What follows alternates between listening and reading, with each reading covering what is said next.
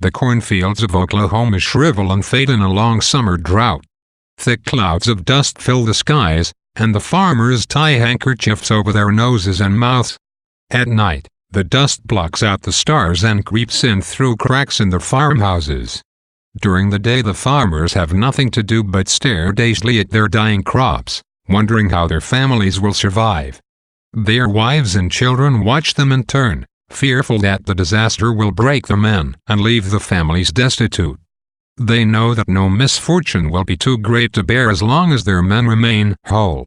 Into this desolate country enters Tom Joad, newly released from the McAlester State Penitentiary, where he served 4 years on a manslaughter conviction. Dressed in a cheap new suit, Tom hitches a ride with a trucker he meets at a roadside restaurant. The trucker's vehicle carries a "No Riders" sign, but Tom asks the trucker to be a good guy even if some rich bastard makes him carry a sticker. As they travel down the road, the driver asks Tom about himself, and Tom explains that he is returning to his father's farm. The driver is surprised that the Joads have not been driven off their property by a cat, a large tractor sent by landowners and bankers to force poor farmers off the land. The driver reports that much has changed during Tom's absence. Great numbers of families have been tractored out of their small farms. The driver fears that Tom has taken offense at his questions and assures him that he's not a man to stick his nose in other folks' business. The loneliness of life on the road, he confides in Tom, can wear a man down. Tom senses the man looking him over, noticing his clothes, and admits that he has just been released from prison. The driver assures Tom that such news does not bother him. Tom laughs, telling the driver that he now has a story to tell in every joint from here to Texola. The truck comes to a stop at the road leading to the Joads' farm, and Tom gets out. In the summer heat, a turtle plods across the baking highway. A woman careens her car aside to avoid hitting the turtle, but a young man veers his truck straight at the turtle, trying to run it over. He nicks the edge of the turtle's shell, flipping it off the highway and onto its back. Legs jerking in the air, the turtle struggles to flip itself back over. Eventually it succeeds and continues trudging on its way. The Grapes of Wrath derives its epic scope from the way that Steinbeck uses the story of the Joad family to portray the plight of thousands of Dust Bowl farmers. The structure of the novel reflects this dual commitment. Steinbeck tracks the Joad family with long narrative chapters, but alternates these sections with short, lyrical vignettes, capturing the westward movement of migrant farmers in the 1930s as they flee drought and industry. This structure enables Steinbeck to use many different writing styles. The short, usually odd-numbered, chapters use highly stylized, poetic language to explore the social, economic, and historical factors that force the Great Migration. Steinbeck's first description of the land is almost biblical in its simplicity, grandeur, and repetition. The surface of the earth crusted, a thin hard crust, and as the sky became pale, so the earth became pale, pink in the red country and white in the gray country. The chapters devoted to the Joad's story are noteworthy for their remarkably realistic evocation of life and language among Oklahoma sharecroppers. Here Steinbeck displays his talent for rich, naturalistic narration. Naturalism is a school of writing favoring realistic representations of human life and natural, as opposed to supernatural or spiritual, explanations for social phenomena. Expertly rendered details place the reader squarely and immediately in the book's setting, quickly drawing us in after an interlude of more distant poetics.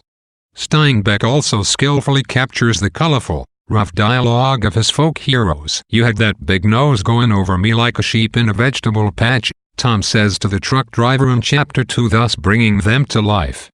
By employing a wide range of styles, Steinbeck achieves what he called a symphony in composition, in movement, in tone and scope. The opening of the novel also establishes several of the novel's dominant themes.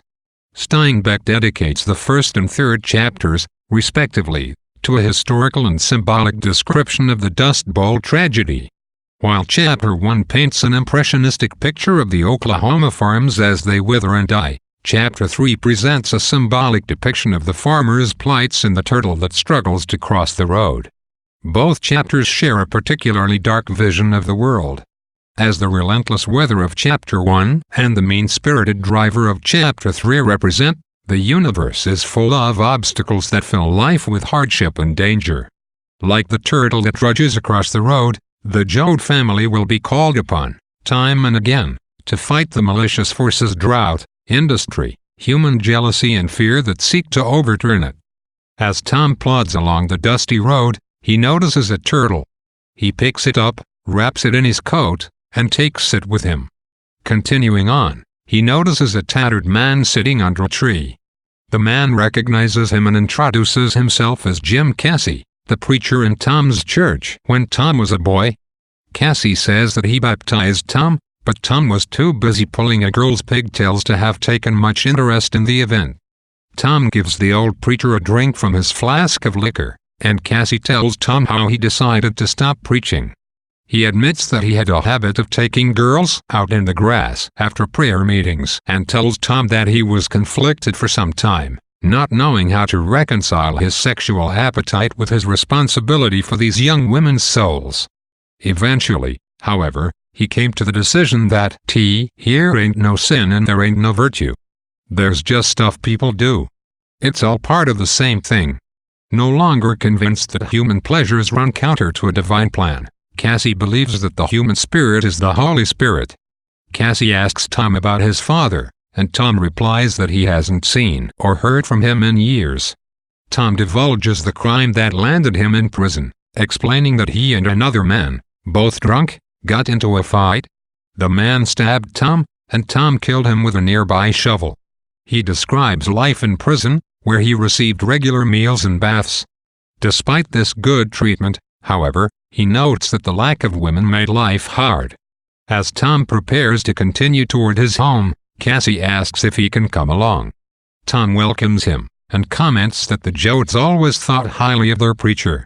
They walk to the farm, but upon arriving at the site, they realize it has been deserted. The landowners and the banks, unable to make high profits from tenant farming, evict the farmers from the land. Tenant farming is an agricultural system in which farmers rent farmland from a landowner. Some of the property owners are cruel, some are kind, but they all deliver the same news: the farmers must leave. The farmers protest, complaining that they have nowhere to go. The owners suggest they go to California, where there is work to be done.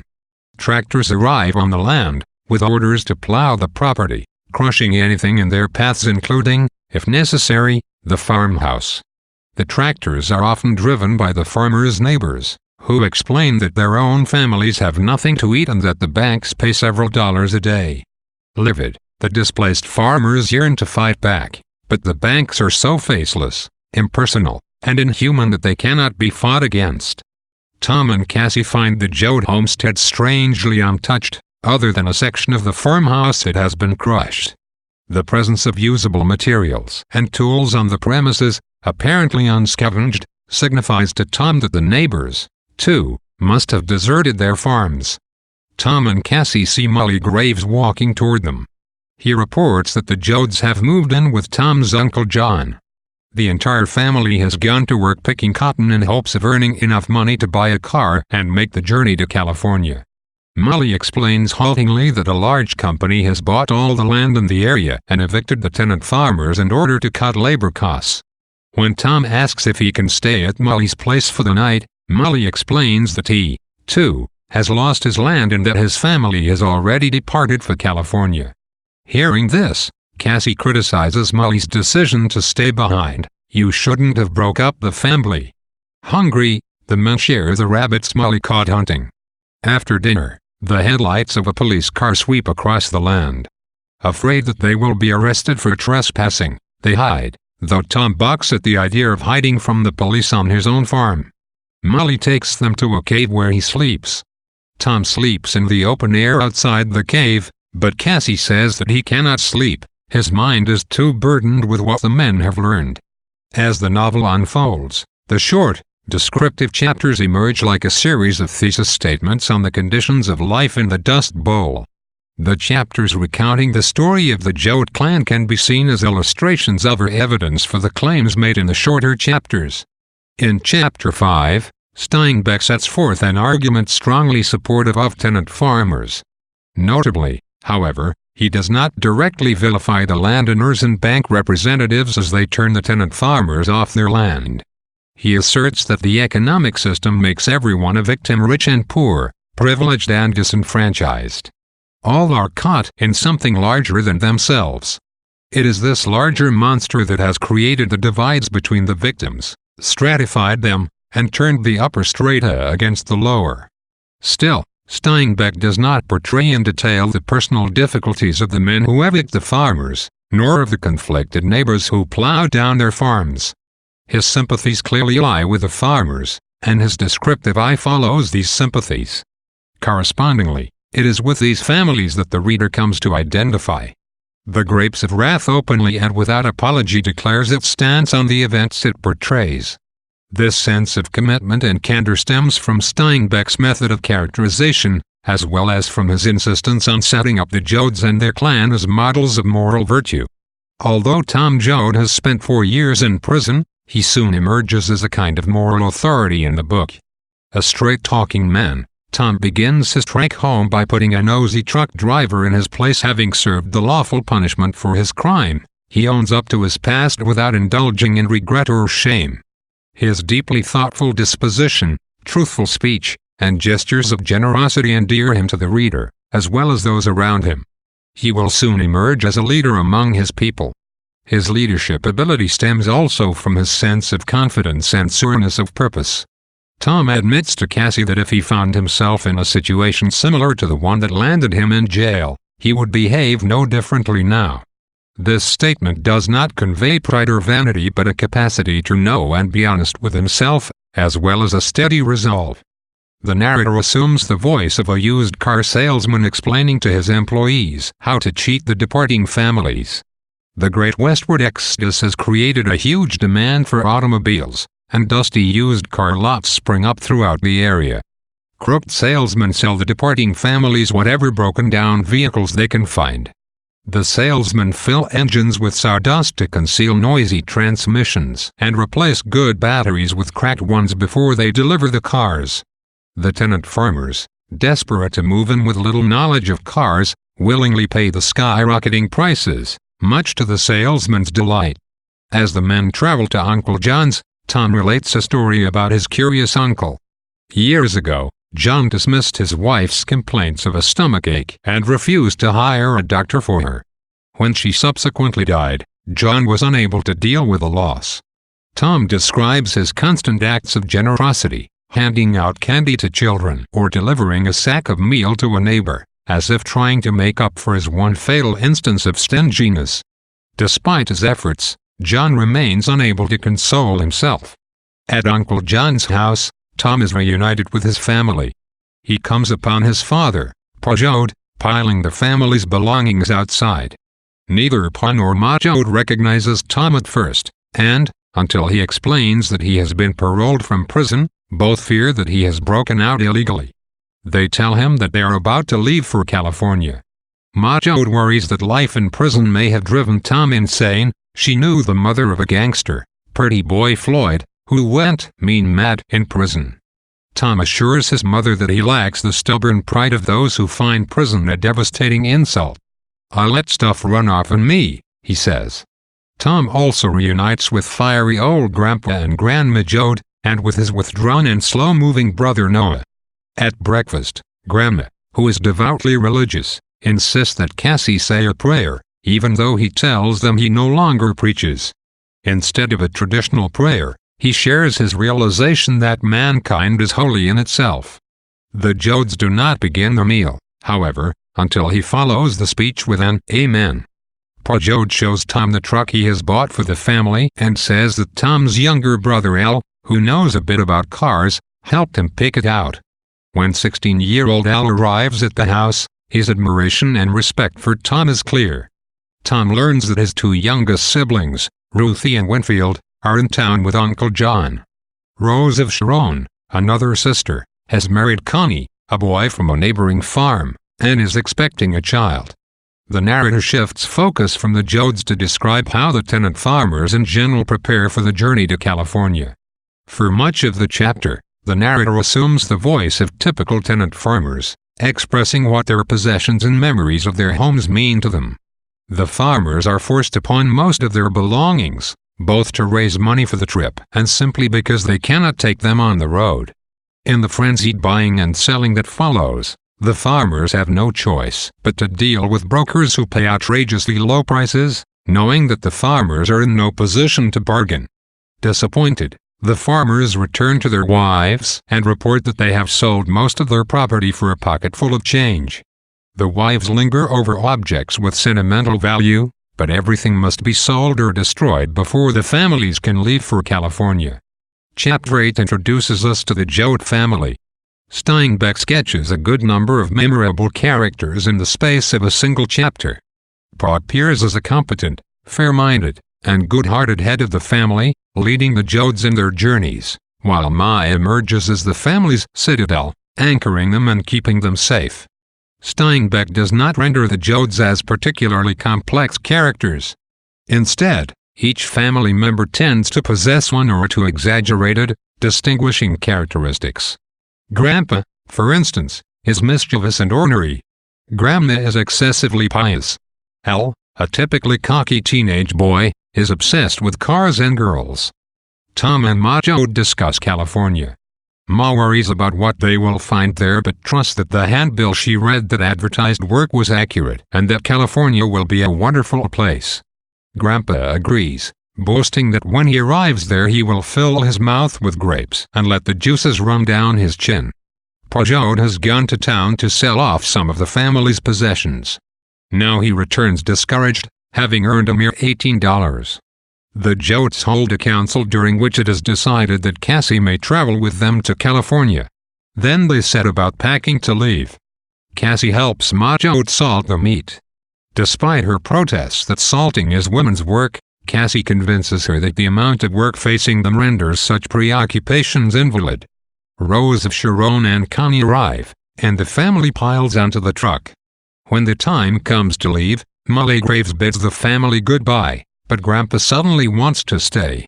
He claims that he aims to live off the land like Mully and continues to protest loudly until the Joads lace his coffee with sleeping medicine. Once the old man is asleep, the family loads him onto the truck and begins the long journey west. When the farmers leave their land, the land becomes vacant. The narrator explains that even though men continue to work the land, these men have no real connection to their work. Possessed of little knowledge or skill, these corporate farm workers come to the farm during the day, drive a tractor over it, and leave to go home. Such a separation between work and life causes men to lose wonder for their work and for the land. The farmer's deep understanding of the land and his relationship to it cease to be. The empty farmhouses are quickly invaded by animals and begin to crumble in the dust and the wind. Long lines of cars creep down Highway 66, full of tenant farmers making their way to California. The narrator again assumes the voices of typical farmers, expressing their worries about their vehicles and the dangers of the journey. When the farmers stop to buy parts for their cars, salesmen try to cheat them. The farmers struggle to make it from service station to service station, fleeing from the desolation they have left behind. They are met with hostility and suspicion. People inquire about their journey, claiming that the country is not large enough to support everybody's needs and suggesting that they go back to where they came from. Still, one finds rare instances of hope and beauty, such as the stranded family that possesses only a trailer and no motor to pull it and waits by the side of the road for lifts. They make it to California in 2 jumps, proving that strange things happen.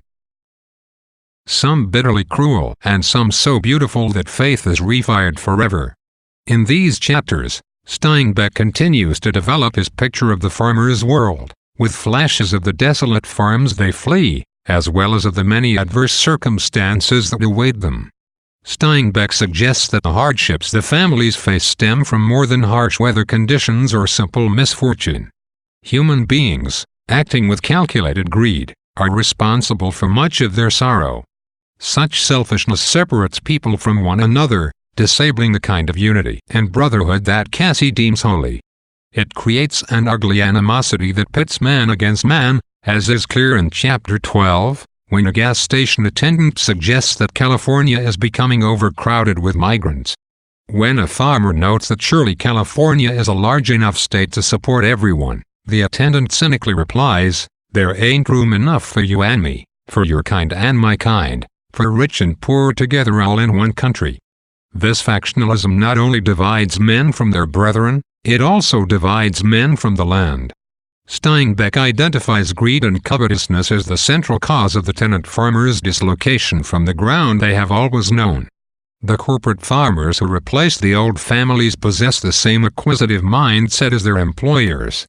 Interested only in getting their work done quickly and leaving with a paycheck, they treat the land with hostility, as an affliction rather than a home, and put heavy machinery between themselves and the fields. Both Molly Graves and Grandpa Jode represent the human reluctance to be separated from one's land. Both men locate their roots in the Oklahoma soil, and both are willing to abandon their families in order to maintain this connection. Neither Molly nor Grandpa Jode can imagine who he would be beyond the boundaries that, until now, have shaped and defined him. In their scheme to prevent Grandpa from staying, the Jodes engage in blatant dishonesty, yet their intentions are good. For the Jodes mean to sever one kind of connection in favor of another, abandoning the land to keep the family together. They believe in the ability of human connections to sustain their grandfather's life and spirit. Al skillfully guides the Jodes' truck along Route 66, listening carefully to the engine for any trouble that might cause a breakdown. He asks Ma if she fears that California will not live up to their expectations, and she wisely says that she cannot account for what might be. She can only account for what is.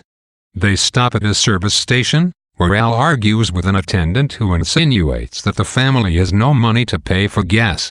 The attendant laments that most of his customers have nothing and often stop to beg for the fuel. He explains that all the fancy new cars stop at the yellow-painted company stations in town. Although the man has attempted to paint his pumps yellow in imitation of the fancier stations, the underlying decrepitude of the place shows through. While the family drinks water and rests, their dog is hit by a car, and Rose of Sharon becomes frightened, worrying that witnessing something so gruesome will harm her baby. The attendant agrees to bury the dog, and the Jodes continue on their way. They pass through Oklahoma City, a larger city than the family has ever seen. The sights and sounds of the place embarrass and frighten Ruthie and Winfield, while Rose of Sharon and Connie burst into giggles at the fashions they see worn for the first time. At the end of a day's travel, the family camps along the roadside and meets Ivy Wilson and his wife, Sari, whose car has broken down. Grandpa is sick, and the Wilsons offer him their tent for a rest, but before long the old man suffers a stroke and dies. The Jodes improvise a funeral and bury their grandfather, despite the fact that it is against the law. Later, they convince the Wilsons that both groups would benefit from traveling together to California, and the Wilsons agree. People who live in the West do not understand what has happened in Oklahoma and the Midwest. What began as a thin trickle of migrant farmers has become a flood. Families camp next to the road, and every ditch has become a settlement. Amid the deluge of poor farmers, the citizens of the western states are frightened and on edge. They fear that the dislocated farmers will come together. That the weak, when united, will become strong enough, perhaps, to stage a revolt.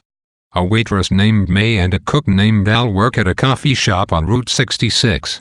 May watches the many cars pass by, hoping that truckers will stop, for they leave the biggest tips. One day, two truckers, with whom May is friendly, drop in for a piece of pie. They discuss the westward migration, and May reports that the farmers are rumored to be thieves. Just then, a tattered man and his two boys enter, asking if they can buy a loaf of bread for a dime. May brushes them off. She reminds the man that she is not running a grocery store, and that even if she did sell him a loaf of bread she would have to charge 15 cents. From behind the counter, Al growls at May to give the man some bread, and she finally softens. Then she notices the two boys looking longingly at some nickel candy, and she sells their father 2 pieces for a penny. The truckers, witnessing this scene, leave May an extra large tip. As the Jodes set out for California, the second phase of the novel begins. their dramatic journey west. Almost immediately, the Jodes are exposed to the very hardships that Steinbeck describes in the alternating expository chapters that chronicle the Great Migration as a whole. The account of the family provides a close-up on the larger picture. Thus, in Chapter 13, at the gas station, the family encounters the hostility and suspicion described in Chapters 12, 14, and 15. The attendant unfairly pegs the Jodes as vagrants and seems sure that they have come to beg gas from him. As Al's reaction makes clear, this accusation comes as a great insult to self-reliant people with a strong sense of dignity. The apologetic attendant confides in the Jodes that his livelihood has been endangered by the fancy corporate service stations. He fears that he, like the poor tenant farmers, will soon be forced to find another way to make his living. Steinbeck is far from subtle in identifying capitalism and corporate interests as a source of great human tragedy, a form of ritualized thievery. Corporate gas companies have preyed upon the attendant. The attendant, in turn, insults the Jodes and is initially loath to offer them help. The system in force here works according to a vicious cycle, a cycle that perpetuates greed as a method of sheer survival. These rather bleak observations cast a pall over the Jodes' journey and point to even darker clouds on the horizon. Soon after arriving at the gas station, the Jodes' dog is struck by a car. The dog's gruesome death stands as a symbol of the difficulties that await the family, difficulties that begin as soon as the family camps for the night. Before the family has been gone a full day, Grandpa suffers a stroke and dies. Because Grandpa was, at one point, the most enthusiastic proponent of the trip, dreaming of the day he would arrive in California and crush fat bunches of vine-ripened grapes in his mouth, his death foreshadows the harsh realities that await the family in the so-called Promised Land. With Grandpa, something of the family's hope dies too. Still, even in this forlorn world, opportunities to display kindness, virtue, and generosity exist. In this section, the narrator's statement from the end of Chapter 12 is validated. There will be instances both of bitter cruelty and life-affirming beauty. The story of May, in its simplistic illustration of morality and virtue, functions almost like a parable, and considerably lightens the tone of these chapters. The lesson May learns is a simple one: compassion and generosity are rewarded in the world. Thus, although greed may be self-perpetuating, as the earlier chapters insist, so is kindness. The entrance of the Wilsons into the story also introduces a hopeful tone. By cooperating and looking after their communal interests, the families find a strength that they lack on their own. The Jode and Wilson families travel for 2 days. On the third day, they settle into a new routine whereby the highway became their home and movement their medium of expression. Rose of Sharon declares that when they arrive in California, she and Connie plan to live in town, where Connie can study at night in preparation for managing his own store. This worries Ma Jode, who balks at any idea of splitting up the family. The Wilsons' car breaks down again. Tom and Cassie offer to stay behind to repair it, but Ma refuses to go on without them. Instead, the whole group waits while Al and Tom go into town to find parts at a local car lot. The brothers find the needed part, and spend some time talking to the bitter, one-eyed attendant. The man complains tearfully of the injustices of his job. Tom urges him to pull himself together. At the crowded camp that night, Pa Jode tells a man that he is traveling to look for work in California. The man laughs at him, saying that there is no work in California, despite what the handbills promise. Wealthy farmers, the man reports, may need 800 workers, but they print 5,000 handbills, which are seen by 20,000 people. The man says that his wife and children starved to death because he took them to find work in California. This worries Pa, but Cassie tells him that the Jodes may have a different experience than this man did. As masses of cars travel together and camp along the highway, little communities spring up among the migrant farmers. 20 families became one family. The communities create their own rules of conduct and their own means of enforcement. The lives of the farmers change drastically. They are no longer farmers but migrant men. After traveling through the mountains of New Mexico and the Arizona desert, the Jodes and Wilsons arrive in California. They still face a great obstacle, however, as the desert lies between them and the lush valleys they have been expecting. The men find a river and go bathing. There, they meet a father and son who are returning from California because they have been unable to make a living. The man cautions the Jodes about what awaits them there, the open hostility of people who derisively call them Okies and the wastefulness of ranchers with 1,000,000 acres. Despite these warnings, the Jodes decide to continue on, and to finish the journey that night. Noah decides to stay behind, saying he will live off fish from the river. He claims that his absence will not really hurt the family, for although his parents treat him with kindness, they really do not love him deeply. Tom tries in vain to convince him otherwise. Grandma, whose health has deteriorated since Grandpa's death, lies on a mattress hallucinating. A large woman enters the Jodes' tent to pray for Grandma's soul, but Ma sends the woman away, claiming that the old woman is too tired for such an ordeal. Soon afterward, a policeman enters the tent and rudely informs Ma that the family will have to move on. When Tom returns to camp and reports that Noah has run off, Ma laments that the family is falling apart. The Jodes must pack up and are forced to leave the Wilsons behind. Sary's health is failing, and Ivy insists that the Jodes move on without them. During the night, police stop the truck for a routine agricultural inspection. Ma pleads with the officer to let them go, saying that Grandma is in desperate need of medical attention. When they cross into the valley, Ma reports that Grandma has been dead since before the inspection. Ma lay with the body all night in the back of the truck. The Jodes' dreams about life in California stand in bold relief against the realities that they face. Rose of Sharon believes that Connie will study at night and make a life for her in town, but this fantasy rings rather hollow against the backdrop of Grandpa's and now Grandma's death. Coming after 2 sets of dire warnings from ruined migrant workers, Grandma's death bodes especially ill for the Jodes. They now seem fated to live out the cautionary tales of the men they have met in chapters 16 and 18, who now seem like a Greek chorus presaging impending tragedy. Before the Jodes even set foot on its soil, California proves to be a land of vicious hostility rather than of opportunity. The cold manner of the police officers and border guards seems to testify to the harsh reception that awaits the family.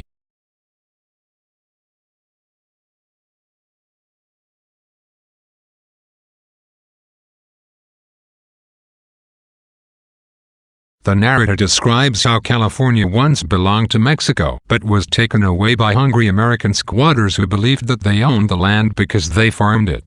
The descendants of these squatters are the wealthy farmers who defend their land with security guards and protect their wealth by paying their laborers extremely low wages. They resent the droves of Okies flooding into the state because they know that hungry and impoverished people are a danger to the stability of land ownership. For their part, the Okies want only a decent wage and freedom from the threat of starvation. Settling in workers' camps, they try their best to look for work. Sometimes one of them tries to grow a secret garden in a fallow field, but the deputies find it and destroy it. Because they do not have enough money for a proper burial, Ma and Pa Jode leave Grandma's body in a coroner's office. They rejoin the family at Quivierville, a large, crowded, and dirty camp full of hungry families unable to find work. One young man, Floyd Knowles, tells Tom that when he encounters police, he must act bull simple. He must speak ramblingly and incoherently in order to convince the policeman that he is an unthreatening idiot. Floyd says that there are no jobs. Tom wonders why the men do not organize against the landowners, but Floyd says that anyone who discusses such possibilities will be labeled red and dragged off by the police.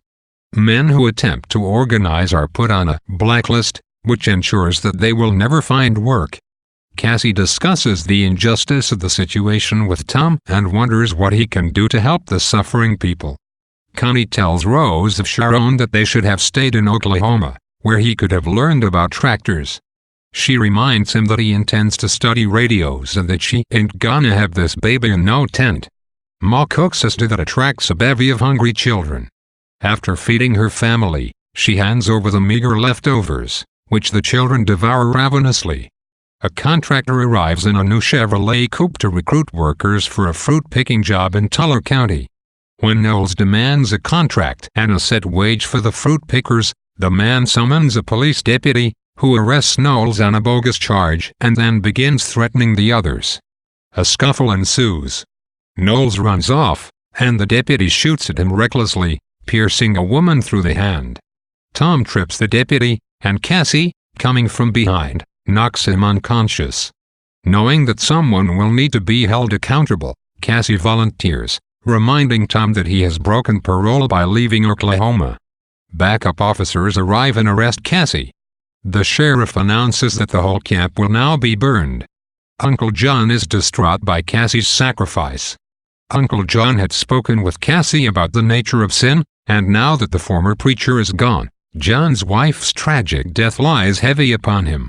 He tells the family that he must get drunk or he will not be able to bear his sorrow. They allow him to go buy alcohol. Rose of Sharon asks if anyone has seen Connie, and Al says that he saw him walking south along the river.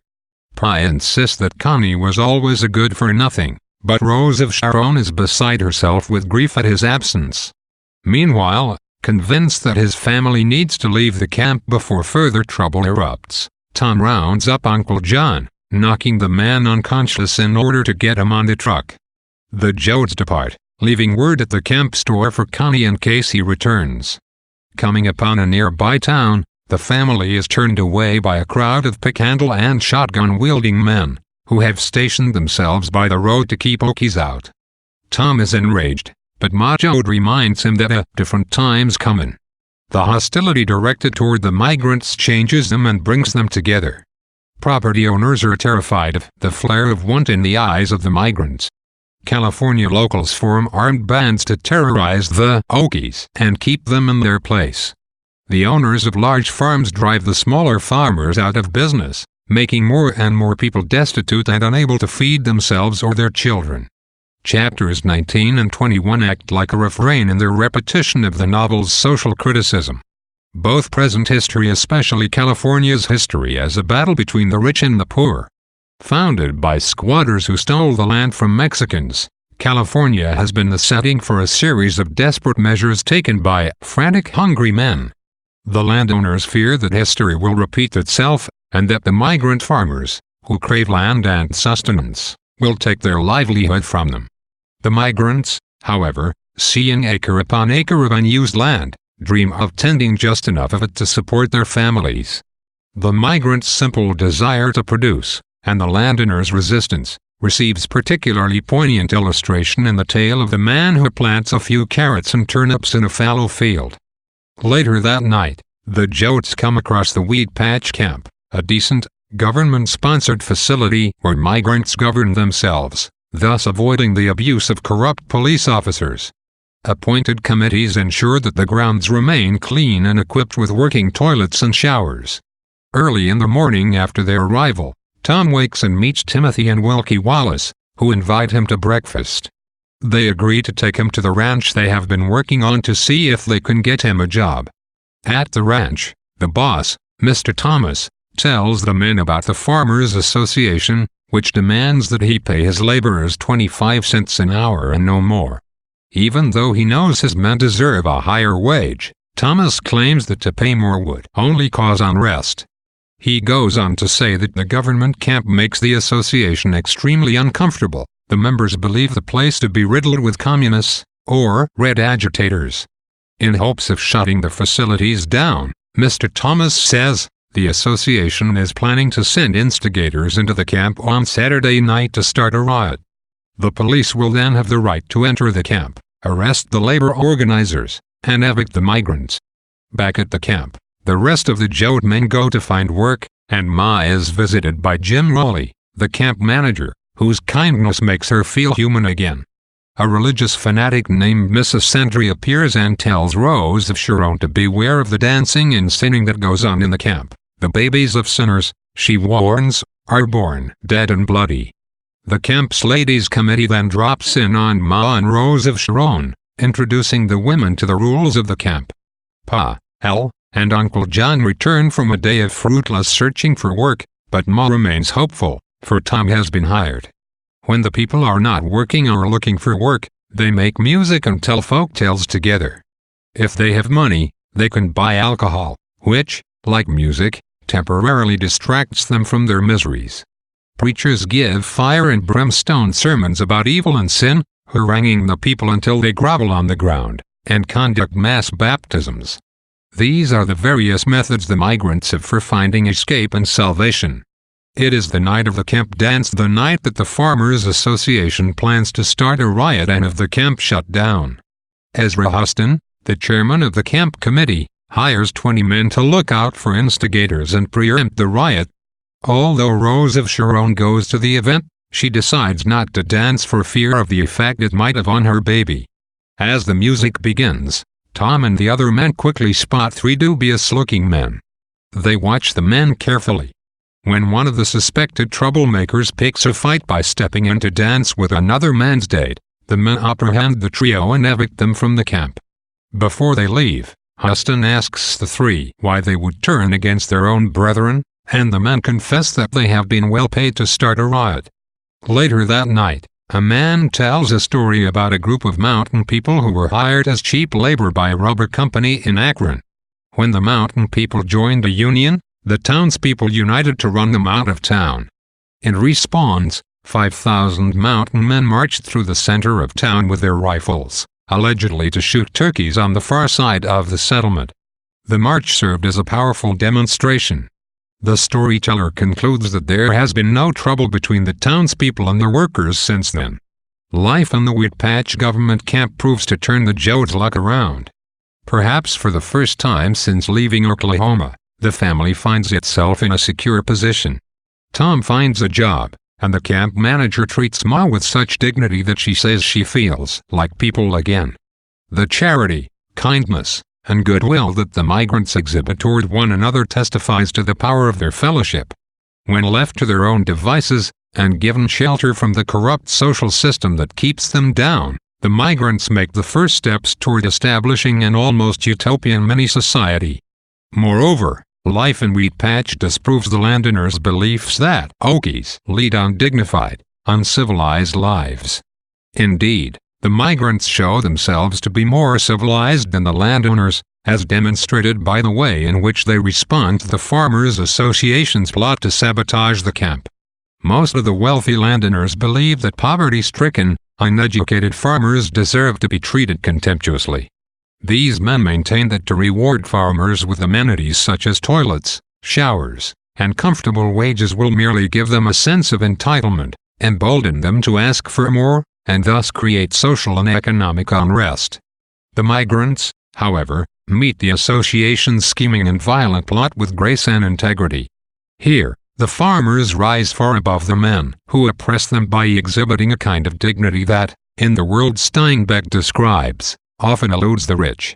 The Jodes' experiences in the Wheat Patch camp serve to illustrate one of the novel's main theses: humans find their greatest strength in numbers. When Ma tries to help Rose of Sharon to overcome her grief at Connie's abandonment, she reminds the girl, "Why, we're just one person, and there's a lot of other folks." As the novel has suggested time and again, the needs of the group supersede the needs of the individual. As the novel moves into its final chapters, this philosophy takes center stage. The unity of the migrants poses the greatest threat to landowners and the socio-economic system on which they thrive. This idea begins to dawn on the farmers, who realize the effects that their numbers, once organized, might have. The story about the rubber workers and their mass march indicates the desperation of people in these times to obtain not only economic solvency but the respect they deserve as human beings.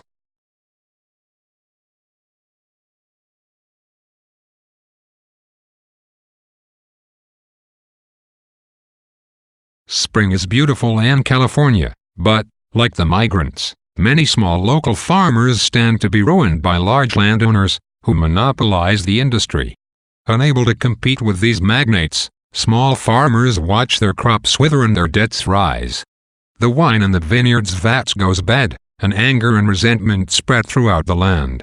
The narrator comments, "In the souls of the people, the grapes of wrath are filling and growing heavy for the vintage." After nearly a month in the government camp, the Jodes find their supplies running low and work scarce.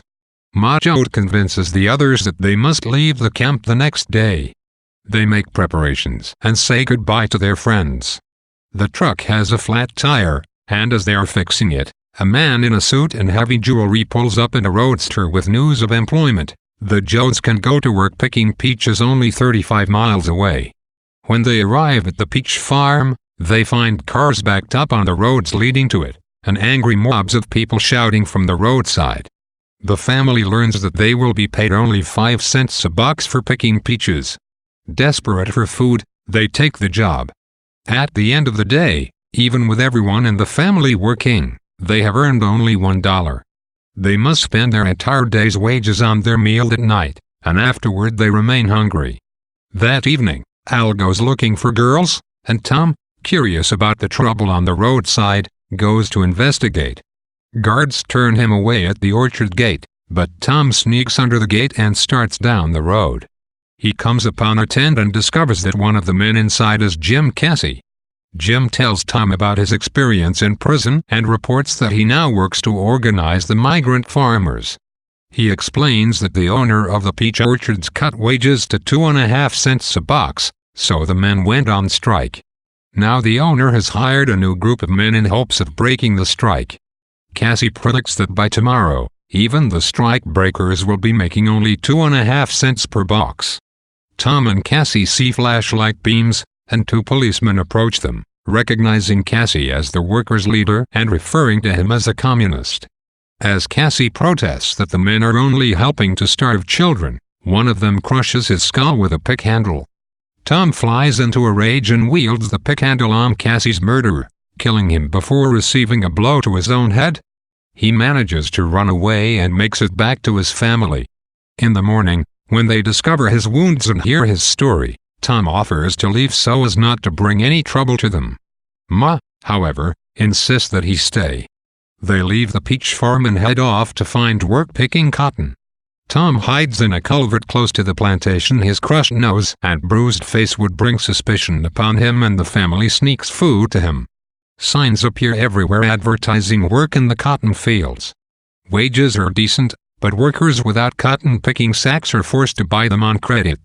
There are so many workers that some are unable to do enough work even to pay for their sacks.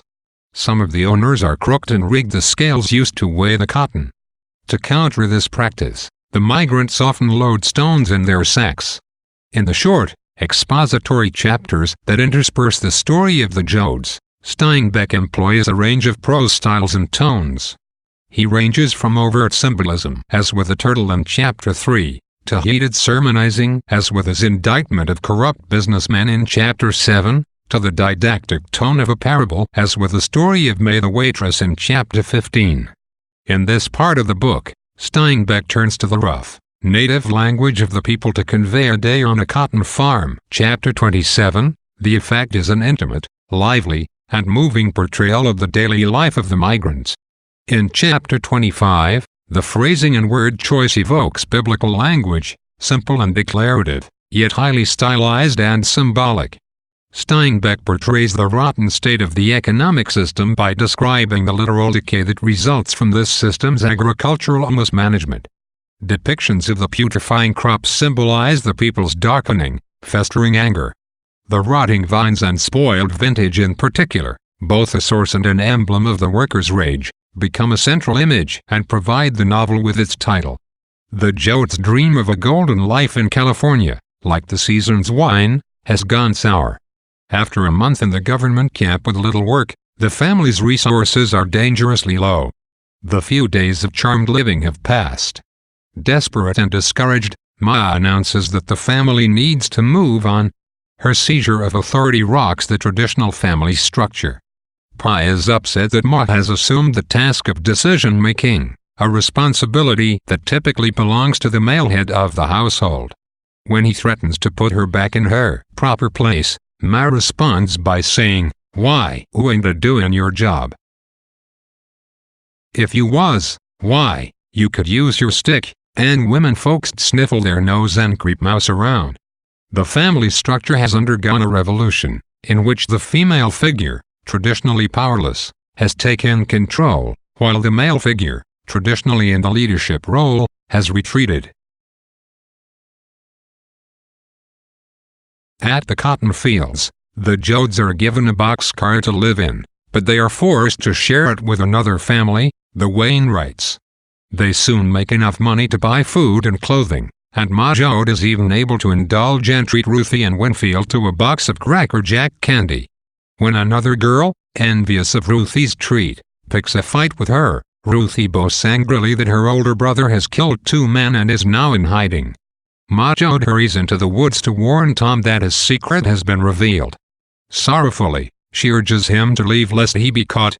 Tom shares with his mother some of Jim Cassie's words of wisdom, which he has been pondering since his friend died. Every man's soul is simply a small piece of a great soul.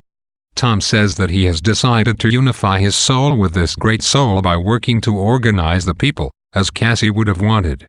Ma reminds Tom that Cassie died for his efforts, but Tom jokes that he will be faster to duck out of harm's way. As Ma returns to the boxcar, the owner of a small farm stops her and tells her he needs pickers for his 20 acres. Ma brings the news of the job back to the boxcar, where Al announces that he and Agnes Wainwright plan to be married. The families celebrate. The next day, the 2 families travel to the small plantation, where so many workers have amassed that the entire crop is picked before noon. Glumly, the family returns to the boxcar, and it begins to rain. Rain lashes the land, and no work can be done during the deluge. Rivers overflow, and cars wash away in the coursing mud. The men are forced to beg and to steal food. The women watch the men in apprehension, worried that they might finally see them break. Instead, however, they see the men's fear turning to anger. The women know that their men will remain strong as long as they can maintain their rage. The rain continues to fall. On the 3rd day of the storm, the skies still show no sign of clearing.